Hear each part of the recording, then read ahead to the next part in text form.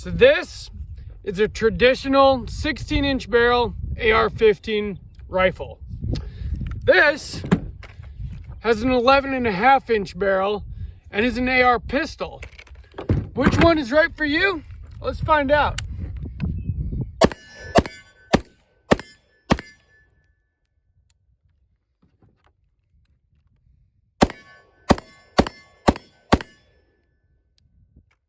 Welcome back to Sawtooth Tactical. Are you in the market for an AR-15, your first or maybe just one more of many? Are you overwhelmed by all the choices you have? Not only brands and just different types, but also the fact that there are AR-15 rifles and pistols. And are you at all confused about the differences between them? What makes a rifle? What makes a pistol? What the legalities surrounding those two things are? Well, then this video is for you. But before we get started, I want to thank everyone that has subscribed to the channel, everyone that likes, comments, shares these videos. I really do appreciate you guys.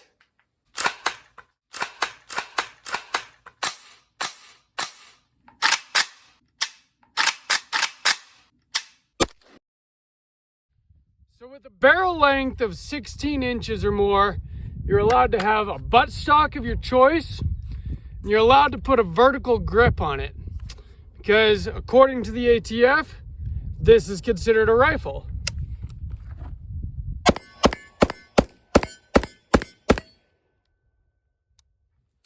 So this is an AR-15. This started out, well, it is a Smith & Wesson M&P 15 Sport 2.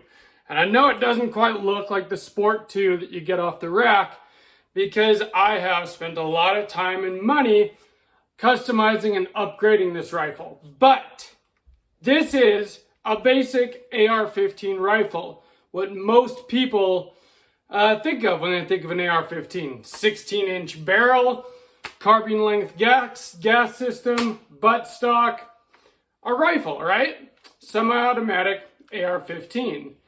Well, I'm sure a lot of you already know, but in case you don't, there are also AR-15 pistols. And that's what this is. This is an 11.5-inch barrel Palmetto State Armory AR-15 pistol. And today we're going to talk about the differences between the two of them, what makes a rifle, what makes a pistol, and like I said, some of the legalities, the pros and cons of each. So before we get started here, I want to talk about what everyone knows and loves, the AR-15 rifle. What makes it a rifle? Well, for one, it has at least a 16-inch barrel. According to the law, you have to have a barrel of 16 inches or over in order to be considered a rifle. And that does not include your muzzle device unless it is pinned and welded on and is permanently affixed. So your barrel has to be at least 16 inches to be considered a rifle. And if it's a rifle, you can basically do whatever you want to it. Of course, a rifle is meant to have a buttstock because it's a weapon that's meant to be shouldered or fired from the shoulder. You can also have a vertical foregrip on it because a rifle is meant to be shot with both hands. The other thing about a rifle, you can buy a rifle at 18 years old, where a pistol you can't buy until you're 21, and that includes AR pistols. And I know it seems a little ridiculous that this is considered a pistol, but according to the ATF, because the barrel length is less than 16 inches, that makes this a pistol. And a pistol is not meant to be fired from the shoulder, according to the law.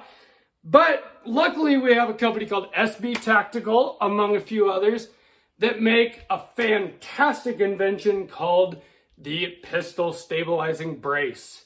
This is an SBA3, probably the most popular pistol brace on the market. And the way it is designed is not to be fired from the shoulder.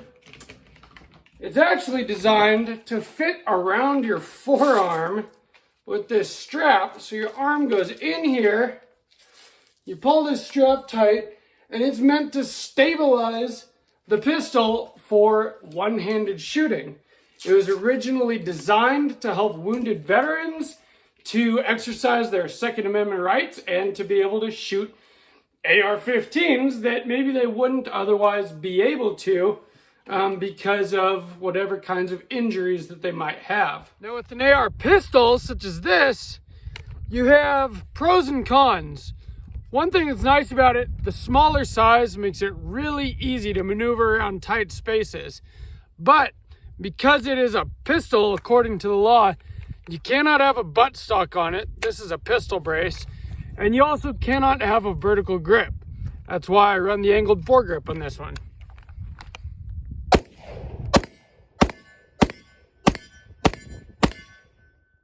So again, because it is considered a pistol, it is technically, according to the law, not meant to be fired with two hands, so you cannot put a vertical foregrip on an AR pistol. What you can do is put a hand stop or an angled foregrip like this Magpul one that I've got on mine.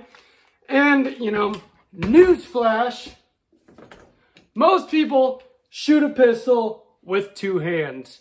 So, to me, it's a little ridiculous to say that a pistol is not meant to be fired with two hands, but we got to deal with the cards that we are dealt. Play the cards that we're dealt, if that makes any sense to you guys.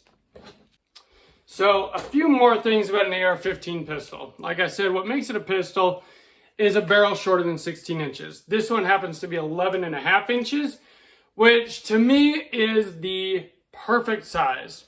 So you can go as short as you want to, but one thing about going shorter in barrel length, especially with an AR that fires 5.56 NATO 223 Remington, that cartridge was designed to be shot out of a 20-inch barrel, and that's where it gets its intended velocity. And the terminal ballistics that you expect to get out of the 223 5.56, you get those effective ballistics by having a high muzzle velocity. So with a 16-inch barrel, you get a very high muzzle velocity, close to 3,000 feet per second, depending on the load. Now, as your barrel length shortens, every inch that it is shorter, you have a significant drop in muzzle velocity. So, given that your muzzle velocity is lower, that gives you significantly less effective range. So the shorter you go, the less effective your AR pistol will be at greater distances. Now, it won't really affect your accuracy. It just affects how effective those terminal ballistics are upon impact at greater distances. But that can be an advantage. Now, my AR pistol, the whole point of it is for home defense purposes. Now, when you're defending your home, most engagements are going to be CQB range. They're going to be within a very short distance. The longest distance being probably the distance of maybe a hallway in your home. At that distance, 223 5.56 is going to be very effective. You don't have to worry about any loss in muzzle velocity there. But you actually have an advantage with a little bit lower muzzle velocity, as you don't want to have your round over penetrate inside your home. If you miss in the heat of the moment and you're under pressure, you could very well miss your intended target. Lower muzzle velocity means that your round has less of a likelihood to go through multiple walls and end up hitting something that you don't intend it to. So really, within CQB distances, a shorter barrel is actually a good thing to have a lower muzzle velocity. But there are pros and cons, of course, with everything in the firearm world. One of them being, the shorter your barrel, the shorter your dwell time. Now, dwell time, to put it in layman's terms, is the amount of time that the round is still in your barrel after it passes the gas block, but before it exits the muzzle. And that is the time that there is pressure coming up your gas block, down your gas tube, working on your bolt carrier group to cycle the weapon. So the shorter your barrel is, the shorter your dwell time is. And if you go shorter than about 10.5, 10.3, like a Mark 18, you start running into reliability issues. And I'm sure there's going to be plenty of you in the comments that say you have a 7.5-inch AR15 and it is perfectly reliable. And that's fine, and I'm glad that works for you. But the science is the science, and the shorter your barrel goes, the less likely it is to run perfectly all the time. I find 11.5 inches to be about the Goldilocks barrel length, being that it is small enough to maneuver very easily around corners, through hallways, clearing rooms, whatever you need to do with it in a confined space, but long enough to still cycle reliably and still get decent muzzle velocity and terminal ballistics. Now, when it comes to your AR-15 rifle, this thing is going to be great for longer distances, outdoors. At some point, I'm going to put a magnified optic on here, whether a 1:6 LPVO or even just a 3-power magnifier for the red dot. Haven't made that decision yet. But a rifle is great for reaching out to longer distances. It's still going to be very effective at distance. And, it's just easier to be accurate. You have a longer sight radius. Now, I know most of us don't use iron sights really at all anymore because of, modern optics. But it is a thing. Longer sight radius and higher muzzle velocity means you can be more accurate and more effective at longer distances. So that is where this 16-inch rifle shines. Now, trying to maneuver this around inside the tight spaces of a home, not as easy as something shorter, that's for sure. I've tried it. I can do it. Most people can, especially people that have trained and know what they're doing. But believe me, it's going to be easier with something shorter. This thing is just that much easier to move around. It just is. For wide open spaces such as this, a rifle is absolutely perfect.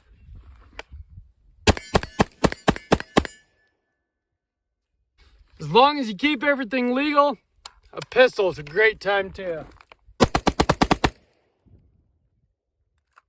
So what is right for you? Are you between the ages of 18 and 21? Well, then you're going to have to go with the rifle. It just is what it is. And I know some of you, it might be surprising to know, but it is easier to purchase this than it is a Glock or a pistol, a standard handgun. You only have to be 18 to get this, and you can really set it up however you like. Buttstock, vertical grip, however you want. It's a rifle. You can do with it as you please. Now, this, you have to be 21 or over. It is, considered a pistol. And so all laws that apply to handguns apply to this. Now, there are benefits to that as well, because in certain places you can carry a handgun concealed, loaded, and you can do that with an AR-15 pistol where you cannot with an AR-15 rifle. Also, like I said, you have to be over 21, and you have to be careful when you're accessorizing and setting this thing up. You don't want to accidentally create an illegal SBR and become a felon by accident. Now, I know that the laws surrounding these things are very ridiculous. I'm sure most of you agree with me on that. But if you want to put a buttstock or a vertical foregrip on an AR pistol, you have to fill out your Form 1, yep, or Form 4, Form 1. That's the one if you're going to be manufacturing it yourself into an SBR or a short-barreled rifle. And you have to pay your $200, get your tax stamp, NFA, all of that thing. It could take up to a year. I think now with the E-Form 4s, or Form 1s, they're getting quicker, but it is a lengthy process. You have to get fingerprinted. You have to get it registered with the ATF, the National Firearms Act. But if you want to go through all that, pay that extra $200 tax, then you can put a stock on this. You can put a vertical grip, and it is a short-barreled rifle. To me, not worth it, because this does everything that I want it to just fine without having to spend an extra $200 to ask the government for permission to own something that should be, or is, protected under the Constitution, under the Second Amendment. The laws are what the laws are, and unfortunately, we have to deal with them if we want to stay out of prison. So be careful with your AR pistol. Know what you're getting into and what you're legally allowed to do with it. I personally love the AR15 platform. I love shooting my rifle. I love shooting and training with my AR pistol. This is my home defense setup. And they're just fantastic weapons. You can accessorize them and make them yours however you want. They're extremely reliable, extremely accurate weapons. And there's a reason why they are America's rifle or pistol. They're just fantastic. And I love them both. So, you know, whether you decide to go with a rifle or with a pistol, you're going to have to make that decision for yourself. Decide what makes most sense to you, what your intended use for it is, and then just make sure that you look into the laws and, you know, don't make yourself into a felon by accident or on purpose. The AR-15 is just great. I recommend getting both. I think it is, you know, there's different purposes for different firearms, and everyone should have a rifle, you know? Everyone should have a rifle. But if a pistol makes more sense for your intended use, get an AR pistol. I do really honestly think that you should have both. Then you can set them up however you like, and you can cover all your bases. So please, if you haven't already, subscribe to the channel. Please like this video. Please drop me a comment. Are you in the AR rifle camp? Are you in the pistol camp? Do you think that the NFA laws are absolutely ridiculous? Leave me a comment and let me know what you think. Please share this video with the people that you know that you think would enjoy this type of content. Check out my Patreon link down below. That's the best way to support the channel, and I would really, really appreciate that. Any amount helps. I'm also going to have an Amazon affiliate link where you can find accessories for your AR rifle or your pistol, among tons of other things. It's Amazon. They have everything. And if you click on my link before you buy, it gives the channel a little kickback, and it's greatly appreciated. So from Untitled Tactical, stay strapped or get clapped.